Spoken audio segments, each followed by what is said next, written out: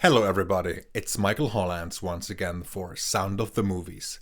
Today I have the pleasure to be joined by ASC member Checco Varese.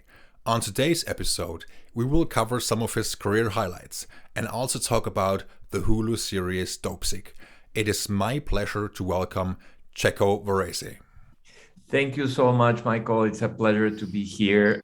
Checco, at first I would like to go back to the beginning of your career just a little bit to ask you about an inspiration which you had to become a filmmaker, maybe a director which or who impressed you, or some of your peers whose work you really admired. What comes to mind in that department? I am one probably odd cinematographer that never thought about being a cinematographer. I studied architecture. I'm an architect by trade, by education, sorry. I was born and raised in Peru. I came back from Italy. I studied architecture in Italy, and I wanted to change the way everybody build houses, and I'm gonna be the best one, and I'm gonna change it, and these people don't know anything. And of course, economical crisis 248 of the decade, nobody was building everything. And I had a friend of my older brother that said, "What are you doing?" I said, "Nothing, I'm unemployed, I just finished school." And he goes, "Oh, I have this adventure travel company." And I'm like, "Adventure travel, and you're gonna pay me?" Of course. So I went in on a Monday and started learning a little bit of what I was supposed to do. And on Wednesday, somebody said, "Hey, you at the end of the office, the new one, do you know anything about still photography?" Photography. I'm like, "Yes, of course." And he answered in English, "Yes, we have a camera assistant," and hang up. And I'm like, "Are you crazy?" He goes, "Yeah, National Geographic is coming to do a documentary, and they just hired you." So I went and met the producer and I said, "Listen, I have no idea what I'm doing. This is not my profession." And he goes, "Well, if you don't work out, we'll just have somebody else coming." So 35 years later, I guess it did work out. So it was complete coincidence, complete coincidence. I never thought of being a filmmaker. That's how life turns and makes things happen. Yes, absolutely. And thank you very much for elaborating on that. And along the way, after you started out, you shot some documentaries, several music videos, commercials, and you also did some news coverage back in the day, also in several conflict zones. And I can imagine that must have been a great way to learn the craft, also in a, let's say, rather dangerous environment. It sometimes it was dangerous, sometimes it wasn't. But what it was, and it gives you a complete internalization of that the most important thing is the character, and Mm-hmm. the most important thing is the story. Sometimes you can choose the best place for a refugee in Sarajevo to sit and the light hits him in the perfect way, or sometimes it doesn't. You always try to put them in the right place. So one of the tricks is you go to the place and you look around and you say, that corner is nice. So you put your tripod and everything and the chair, and you move all the objects to the other place so they cannot sit there, and they end up sitting in the only lonely chair you place. And they don't know that you manipulate it that way. And some other time they come and say, "No, I don't want to sit there, it's too cold." So they sit in the other side of the room, and there you go, it doesn't work. It is fantastic. It is, to me, it was the best experience and the best learning process. You don't have, I remember the first time I did a narrative, it was complete coincidence. Again, I was at the right place at the right time, and they needed a second unit B camera. And the stunt coordinator, they were doing a high jump, and he said, "Okay, so frame the guy, and when he falls down, don't hit the mattress, the Mm-hmm. airbag." And I'm like, "Okay, that's it." "Yes." "Okay, and when does it happen?" "When they say action." "Oh, okay." So I frame it up, and he goes, "Oh, that's pretty good. Can you do it tighter?" And I said, "I can do it as tight as you want." And he goes, "Why?" "Because the last 10 years of my life, people didn't tell me where they were or where they were going, and you have to frame them." So it was a great training. Checco, when I think of filmmaking and cinematography or music, I consider it to be art. It's an art form, a huge art form. Whenever you take on a new project, or every time when you take on a new project, what is your ambition as a filmmaker, your aspiration and your goal? The first step is to read the script. And once you read the script, you're either in love with the story, or you're intrigued by the story, or you're fascinated by the story, but it has to trigger something inside you. Yes. And you have to be the right person for that project. That there are some projects that I'm not the right person, and I know it. As soon as I read it, I'm like, ooh, very respectful project, great people. I'm not the right person. I don't know how to approach this material. And the first thing is, I always compare cinematographers to chefs. It's probably because I like to eat and I like to cook a lot. But we all go to the same supermarket. You go to the Movenpick, I go to the Ralph's in the corner of my house. We buy the same tomatoes, we buy the same oregano, the same olive oil. We all buy the same things. And we all sit in front of this table full of ingredients. And we make what it comes from inside. And we serve it to either the audience or the client or my wife or your cousin that comes to visit me in LA. And you serve it to them. So you're serving them. You're not serving yourself, Maybe you put the little leaf of parsley for yourself because it's aesthetically pleasing, but it's for them. And a cinematographer is the same. We all have the same tools. We all have Ariflex cameras or Venice cameras or lenses and lights. We all do the same, but we all are completely different. And that comes of who you are inside. So my first approach is to serve the story, serve the director sometimes, or the story and the director, depending. And the audience understands what I wanted to say. Checco, in terms of craftsmanship, in terms of artistic effort, which project to date do you think was the most demanding or the most fulfilling one, either creatively speaking or artistically speaking? It's like the girlfriend. It's the last girlfriend is the most important one. Every project is difficult because every project demands all my attention, all my soul, and all my craft. Or at least I want to think that.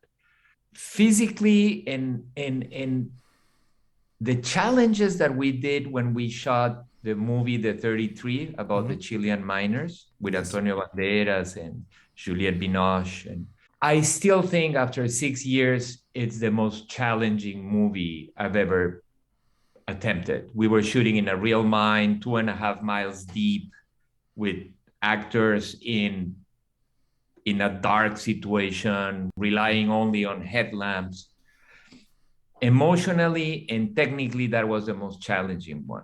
And recently, Dopesick, which is a series about the pandemic, the opioid epidemic that affects this country, the United States, I think that was emotionally very grueling, because it's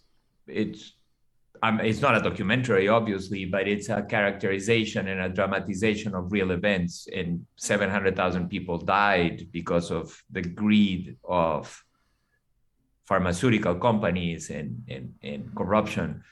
And that was very hard. That was very hard emotionally. But as I said, you love The Last Girlfriend.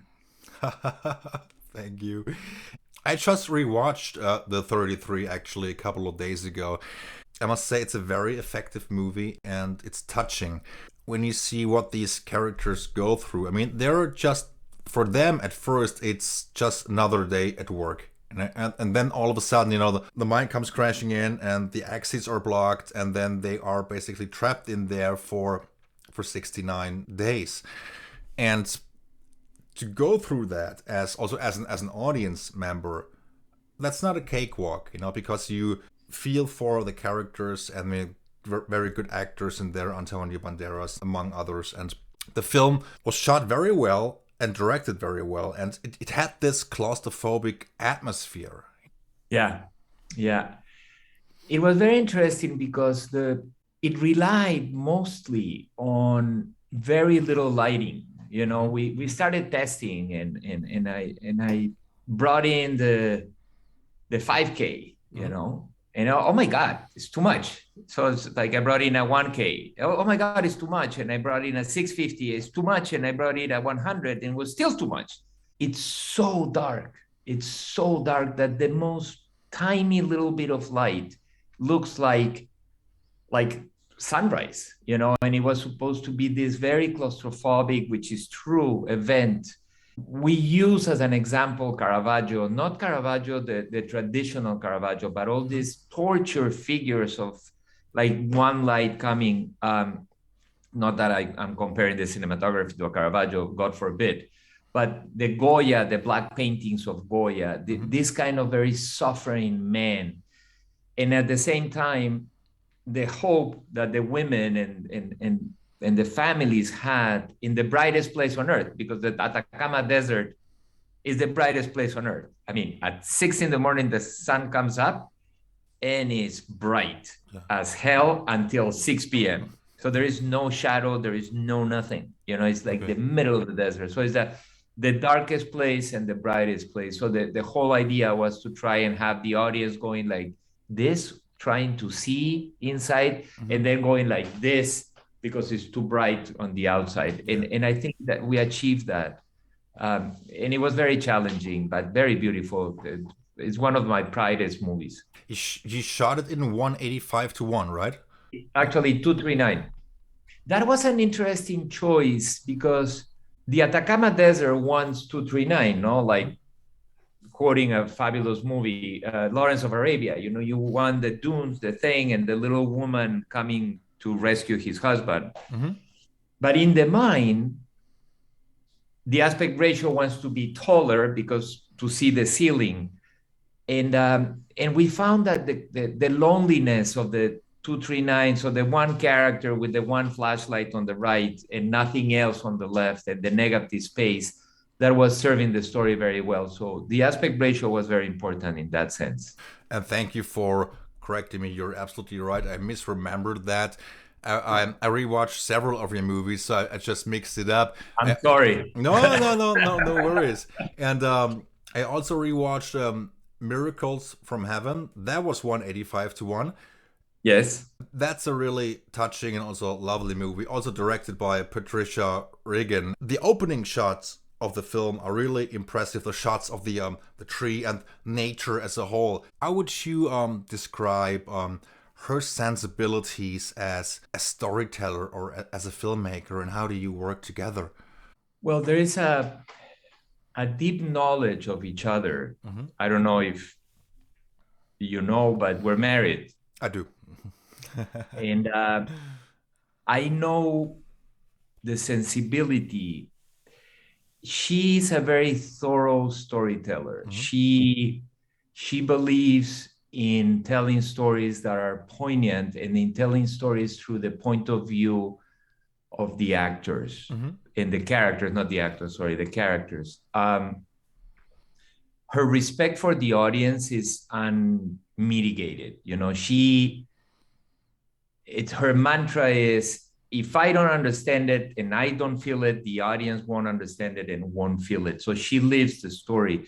And in the case of Miracles from Heaven, it was a very interesting because it's sort of a fate movie, you know, it's based on fate. And both of us are faithful people, but not necessarily organized religion people. So there was this quite balance between making a fate movie and making a movie about faith, you know? Yes. And I think she achieved a movie about faith and a movie about love and a movie about this Mexican doctor, which is true. He exists. It's a Mexican doctor, and he's the most fascinating character. And he's a Mexican guy that speaks Spanish and not broken English, but he has an accent.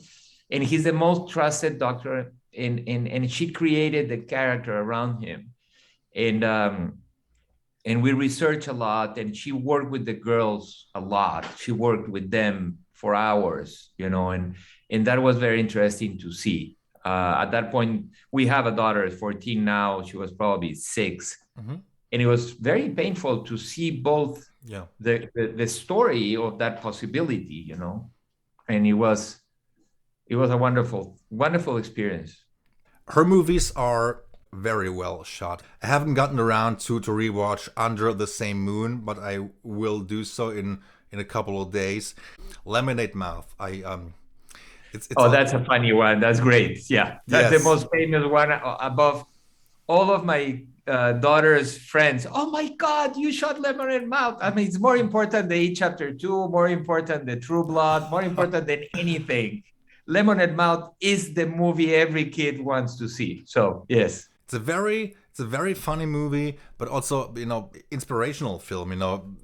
A group of people that just gets together and they start making music and they're trying to be the best version that you can be and to get your act together and to really pull it together to get something done. It's a feel-good movie to a large extent.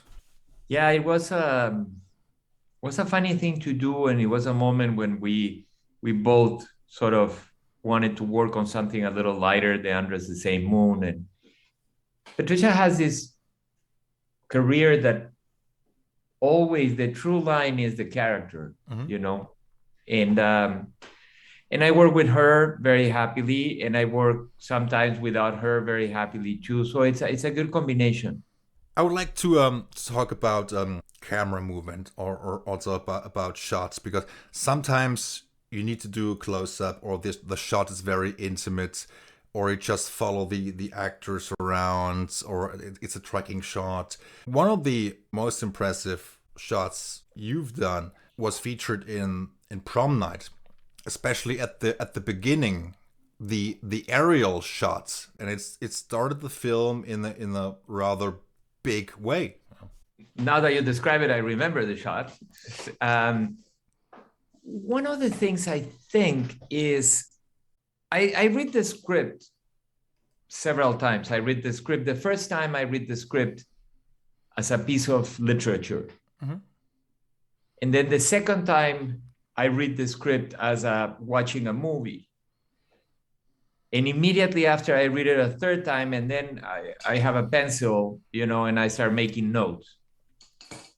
And Nelson McCormick, dear friend, director, we started meeting and he came up with the idea of starting wide and big and then approaching the bridge and approaching the car.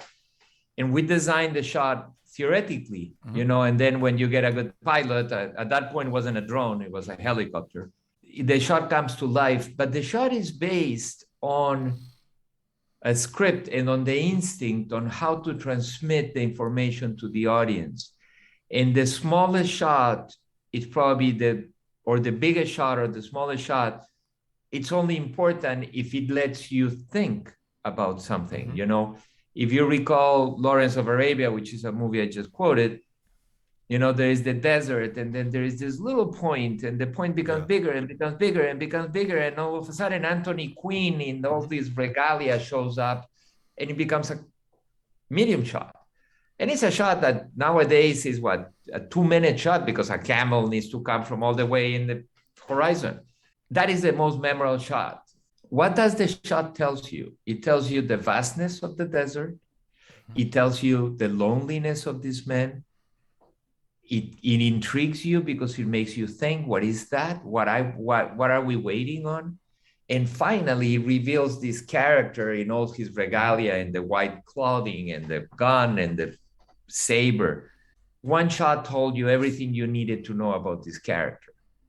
That he owns the desert, that he's as lonely, and he's a king of his own clan. And that's what a shot should be. It's a phrase, mm-hmm. It's Dante's Inferno, whomever crosses this threshold, abandon all hope.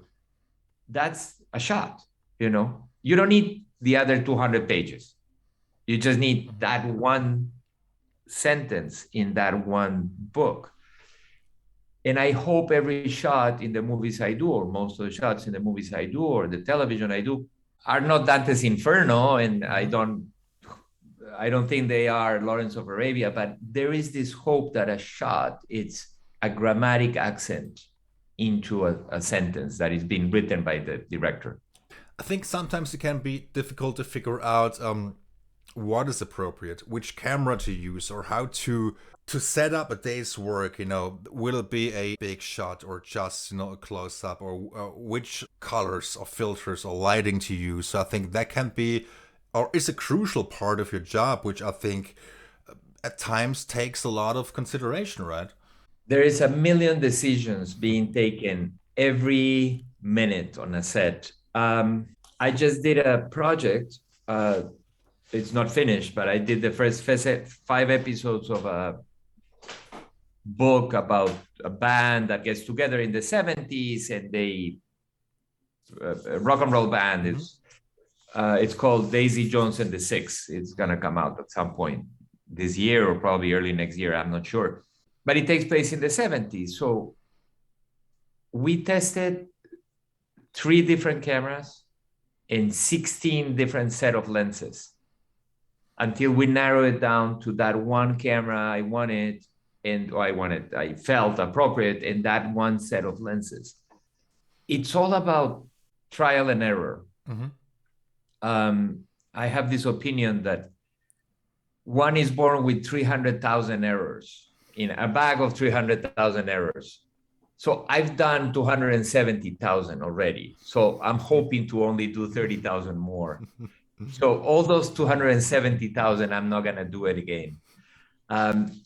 It's about experimentation. It's about experience, and it's about instinct. What color to use. You read the script and you imagine it. You talk to the production designer, and you sort of get a sense of what she or he is thinking. And then once you get to the set, it either comes to you as an epiphany or it doesn't. And if it doesn't, then there is a problem, Yes. And the problem is something is wrong. Somebody didn't follow through. I didn't follow through. And that's where the experience comes and says, okay, let's do this because this is the easiest and the fastest until I figure out how to solve it. In terms of craftsmanship and day-to-day operation of the filmmaking process, it's a humongous task. And when you worked on a film such as Stephen King's It Chapter 2, which was directed by Andy Muschietti, it was a big movie, almost 3 hours long. It is probably one of my favorite Stephen King novels, and it used to scare the hell out of me. Also, especially the TV miniseries. I don't know if you remember it from the 1990s.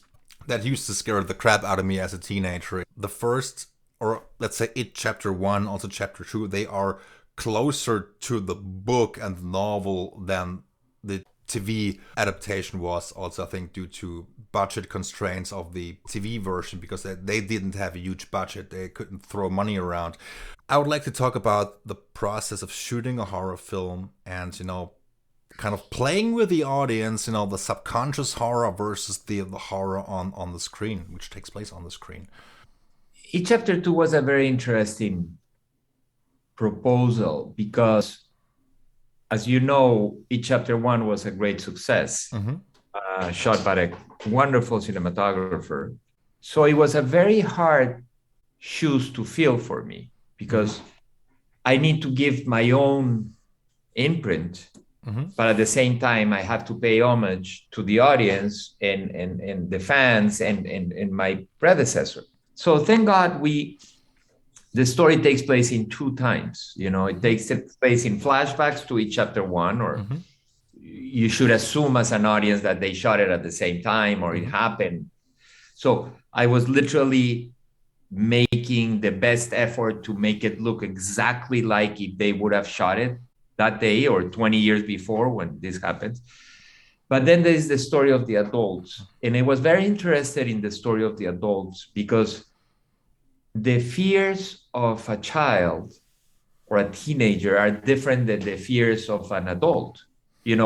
Whatever you're fearful at 15 is different of your fears at 40. Absolutely. Your fears at 40, your fear at 40 is not necessarily the darkness, is what they're going to think about you, whether you're gay or not, whether you're fat or thin, whether your teeth are yellow because you smoke or not. Whatever the fears are different. And that's the psychological brilliancy of the book. And I think Andy did a great job on that. Horror is a very precise genre. When you do a drama, the drama is based on the writing and the performances. And the more absent the camera is from the whole process, the better the drama is. Rain Man, it's a drama where the camera is almost absent, but it's all about the two brothers' performance and the tragedy and the happiness and the ridiculous moments or the sad moments they go through. But I cannot remember a good shot. They were probably, all of them were brilliant, but I cannot remember a show-off shot. But when you're doing horror is like, it's one of those genres that is mathematical. It's like an algorithm, It's like the camera pushes and the door is closed and the hand comes into the door. And if the camera pushes too fast, the horror is done. If it pushes too slow, the horror is done. If the editor cuts it before the door opens, the horror is done. So it's like pure math. It's like algebra, An equation, so to speak. Exactly. So for some reason, I don't know why, I must be a dark soul somewhere. I don't like horror. I don't watch horror movies. I get scared. We were watching the premiere of It Chapter 2, and it was the first time I watched this as an audience, and I was sitting near the producer and the director, and I was jumping at the scares, and they laughed at me and said, "You shot the movie. You color corrected the movie. You've watched it." I'm like, it's the first time I watched it as an audience. So I get scared to death. It is a mathematical thing, and I tend to know when those things happen, for some reason. Probably it's because I did news, because I face real horrors. I don't know.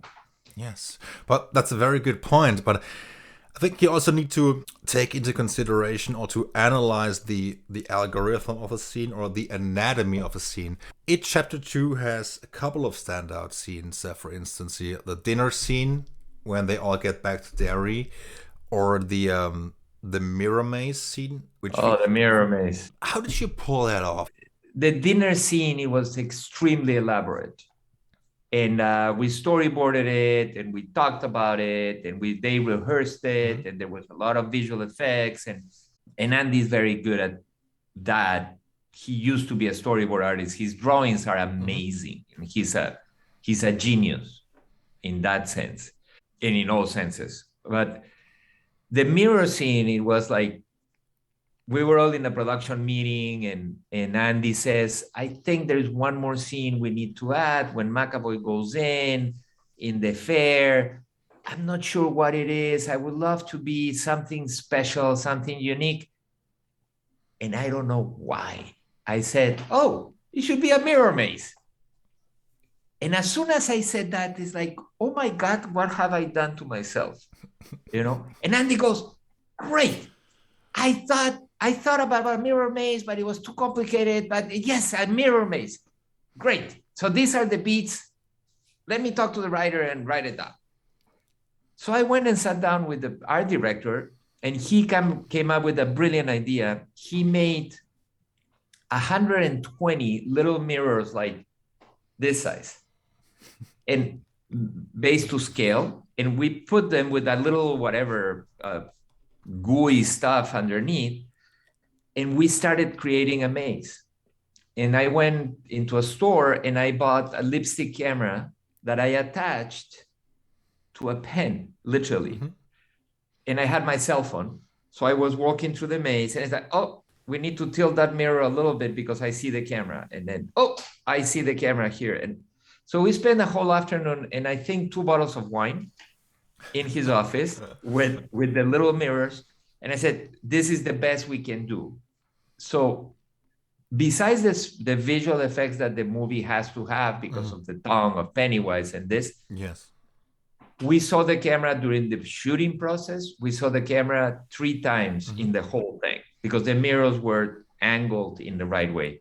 So that was a very, very fulfilling and very successful enterprise of being crazy and said, yes, of course, let's do a mirror thing. And I'm like, oh God.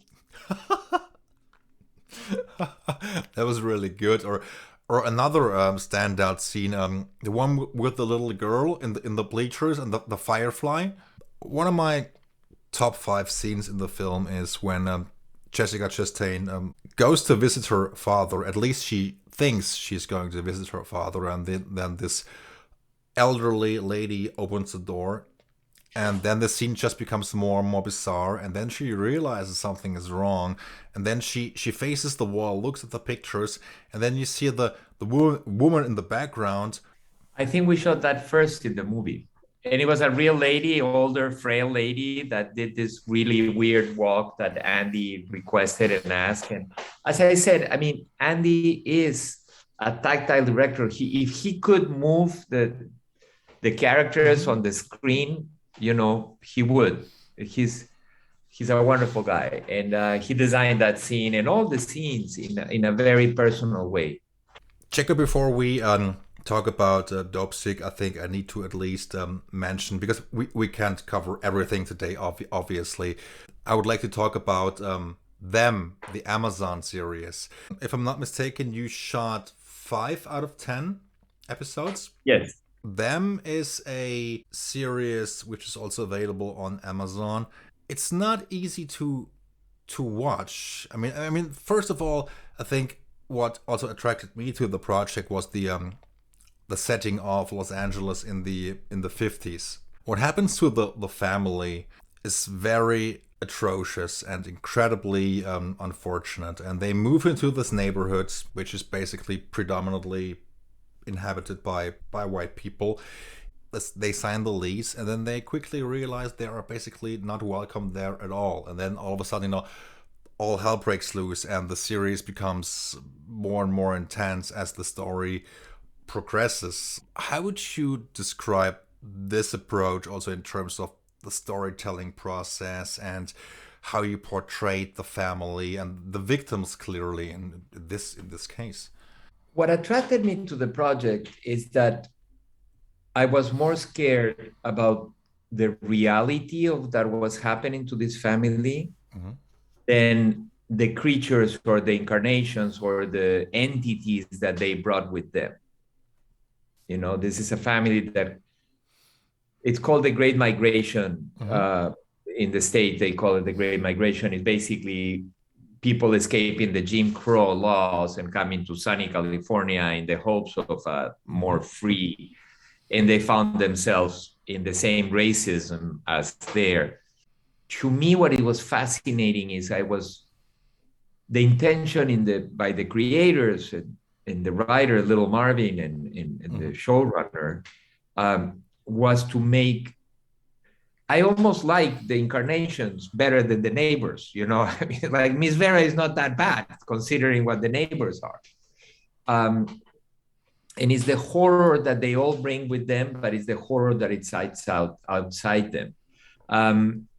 It was very interesting because there were these 2 ways, 2 approaches. One is a very rigid and very confined camera move for the creatures or the incarnations, and the very horror approach of it, you know, it's like the slow dolly moves, and then a more realistic Edward Scissorhands meets Hitchcock on the outside. And Little Marvin, the writer, showrunner, said, I would like this to be like a classic movie from the 50s with the camera language and the craziness of the French Connection of movies from the 70s, combined with all the tricks that you did in your music videos and all the camera angles and the weirdness that you had in your music videos. And like, okay, the 50s, the 70s, and the 90s, let's put them in a blender, turn it on into high, and so it was a very challenging show, but it was very, very fruitful and rewarding. I think it's one of my most beautiful shows. Yes, and you also got to shoot the black and white episode. I think that was episode number 9, right? Yes, it was black and white. That Yes. was an interesting story because I said it before, so I'm not breaking news to anybody, but the studio wasn't convinced about black and white. And the producer, showrunner, wanted to do it in black and white. And I said, well, at some point we have to make a decision because one thing is to shoot for black and white and the other thing is to shoot for color. The decision was never made. The producer wanted to do black and white. And I said, okay, let me do it both, you know. So the thing with black and white is you want elongated shadows. You want shadows, especially as an homage to sort of like the noir, the film noir from the 30s, you know. You want these elongated shadows. You want this, everything has to be shot at sunset, even if it's lunch. No, you want the big shadows. You want the sort of like the shadow under the faces. I sort of tricked my whole subconscious into we're shooting for black and white and watching a color monitor. I had a secret, which was my DIT would hit the button in the computer and turn it black and white. And I'm like, oh my God, that looks great. So we did a pass, and my fabulous colorist, Stefan Sonnenfeld, it's a genius. We did a pass in black and white, and we did a pass in color. And they watched both, and the studio loved the black and white, and there it goes. It was a very challenging. And the main thing is, because that particular episode was all about fire, and at the end of the episode there is a big fire, how does black and white reflect fire, you know? And that was the only thing in my head was fire, it's hell, it's orange, it's this tongues of the devil, you know. How is that going to translate in black and white? And we did some tests, and I thought it was very successful. I know it can be tricky to shoot in black and white, not because it's black and white, but because the studios, I know they are a bit skeptical, maybe for the lack of the better word, because they feel or fear the audience may not embrace it.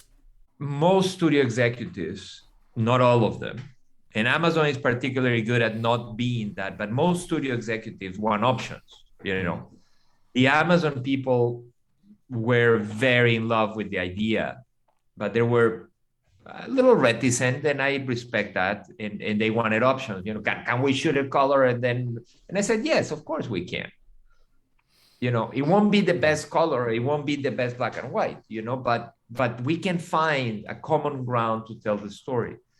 And they were also very scared about African American skin tones in black and white. And I said, no, it's fine. Don't worry about it. It's all about color contrast, it's a lighting contrast, you know.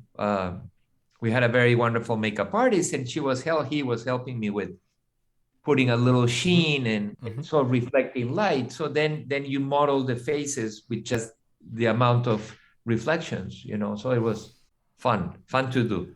And now, Checco, I would love to talk about Dopesick, which also stars Michael Keaton, fantastic actor, among others. And it's a Hulu series, 8-part mini television series. Dopesick was fantastic. I mean, I think I watched it within 2 days. It's really also a disheartening show or disheartening events because the pharmaceutical company basically is portrayed as, let's say, or at least I would like to think of them as the villain, the ruthless company. They are trying to make millions or billions of dollars. They released a product, they released medication, and they basically ignore the side effects. And whenever somebody addresses a problem to them, they try to bypass everything. It's all about the money for them.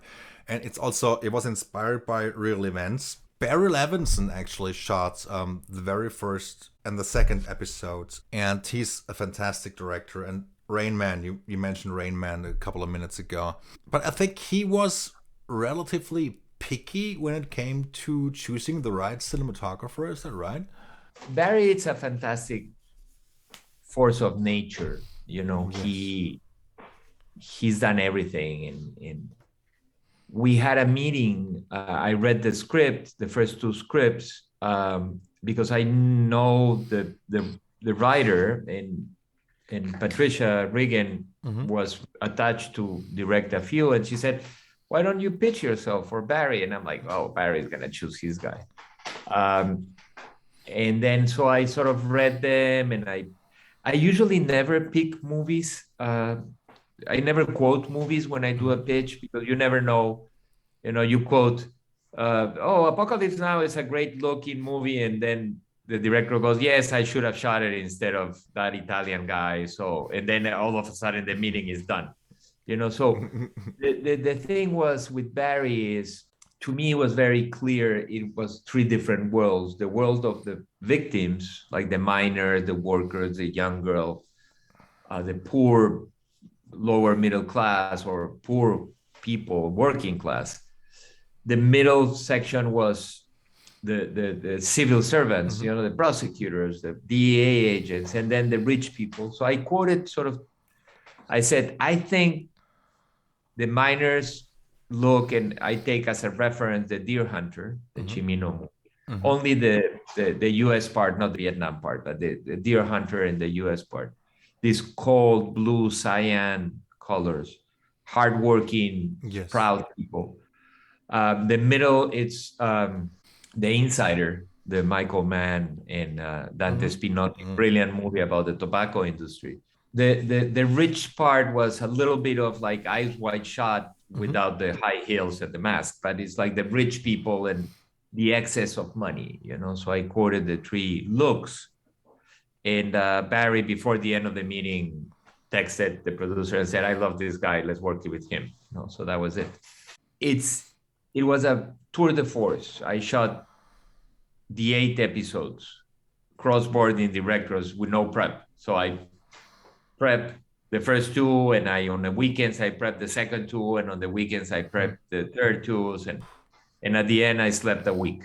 It was a very, very poignant and a very deep show.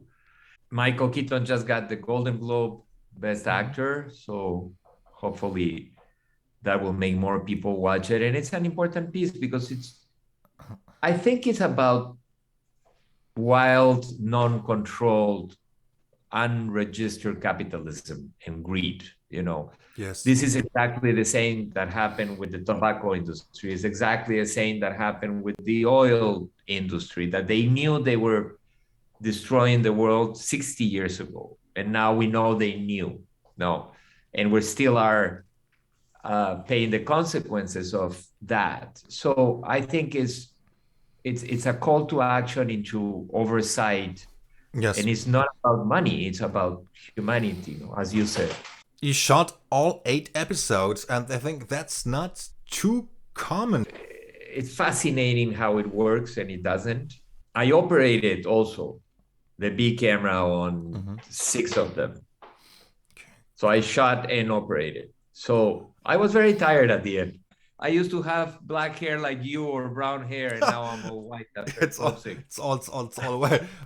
That's related to Dopesick. Completely. No, it was a wonderful experience. There are some examples of peers of mine. I don't mind sharing the responsibility with another DP, but I also didn't mind embracing the challenge of an 8 hour movie. I don't think there are 8 episodes. I think it's an 8 hour movie. So Yeah. I read it as an 8 hour movie. I thought about it as an 8 hour movie, and I created, sorry, I interpret the arc of every character and every storyline Yes. throughout the 8 hours, Yes. not in a single episode, Yeah. because that's the way I could understand it. If not, becomes very confusing. Where are we? What are we doing now? Who is she? Why is Yeah. she crying? Yeah. You have Yeah. to Yeah. understand on her own arc, as Yes. opposed to the arc of the episode itself. Yeah. It's the arc of the character throughout it. So that was very helpful. The show or the series also depicts the effects of substance abuse, so it may also serve as a cautionary tale. If a doctor prescribes you medicine, you basically should be able to trust them. There's also a flip side to the coin, because there's also the group of salespeople, salesmen, saleswomen in the show, and they have a sales competition, and it's all about selling a huge amount of drugs, basically, and try to convince the doctors to prescribe it to the patient. People may be a little bit more careful when it comes to trusting their doctor of choice. I think the series may just do that, try to encourage people to just be a little bit more careful. Of course, if you are in pain, you need to do something about it. You need to cure the pain. But if you get hooked on drugs, the downside of addiction is just huge, and it's terrible. Okay, who are the people you trust in your life? You trust your father and your mother. Yeah. You trust your priest, rabbi, mueddin, whatever. Mm-hmm. And you trust your doctor. You trust your rabbi because he's entitled by God. And you trust your doctor because he has a white coat and a thing on the wall. And that's the tragedy of it. And the tragedy of, and mind you, this is an exclusive North American event. It didn't, as the series points out, it didn't happen in Germany because the German government said, no, hold on a second. This is addictive. The French did the same. The British did the same. You cannot buy Oxycontin in Mexico. You can buy everything else. You cannot buy it in Mexico. They won't sell it to you. Because if you have pain, you either go to a hospital, you take an aspirin. It's like, but it is the pure result of unrestricted regulations. And I hope this series, it made a lot of noise here also because it came out coincidentally with a judgment of a trial that the Sackler family gave $13 billion of fine, which, by the way, they paid that with the interest of the money they're going to make. It's not like they're going to get poor tomorrow. Don't worry about it. They'll still have their buildings and their yachts. And when the series came out, the judge revised the case, and now they're retrying. I don't know if it's due to the series or it's due to an outcry of the people, but anyway, it was a very, very interesting, was a beautiful show to do. Absolutely. And we shot it during the pandemic with the mask and the shield and the 6 feet distance. It was very, very hard. Checco, one of the standout shots in the series, and I hope I remembered this correctly, it was one, I think Betsy's mother is looking for her, and then she goes into this room, and it had this green or greenish look. It's like the drug den, if you will, people doing drugs left and right, and she's looking for her daughter. And that was, of course, also a tough scene, but the look of it was great. This kind of haze, if you will. It was an interesting decision because you didn't want it to make it look like Trainspotting, with all due respect for Trainspotting, it was a wonderful movie, but you shouldn't suspend the disbelief of the audience, because the suspension of disbelief is what is that carries you. So it had to look natural. So we placed some street lights outside. Mm-hmm. We turn off the existing street lights and we changed the bulbs, or we added lights, and we made it sort of this cyan greenish. So once we get into the house, which was an actual abandoned house, no, it was abandoned, it was a house for rent that the set dressers dressed, all the windows were having this sort of green cyan light. And there was this decision of almost make it like a painting, she gets this warm light on her, it's that comes from a practical that it's out there, but it's bathed in this warm light because the mom comes in and tries to save her, which ultimately she can't, but that was very successful also because the art department did an amazing job on dressing that place and making it horrible without being disgusting. It's a very fine line. There is a point where you go like, if we would have put cockroaches and a rat, the movie would have gone somewhere else. It's a very fine line. It is. And probably they would have been cockroaches and rats, but the decision was not to because you don't want to hammer it into the audience. You want to have the audience still feel. You may want to leave a question mark at the end. Always. Yes. Always. And give the audience something to think about without being too educational, but leave room and try to encourage the audience to make up their own minds about the scenario. And that is always a case that it's very interesting. You have to always explain enough so you can grasp the answer, but you'll never give the answer. But Yes. you give the audience all the tools to grasp the answer, but you never give the answer. So that's every good book has that, the Three Musketeers, Yeah.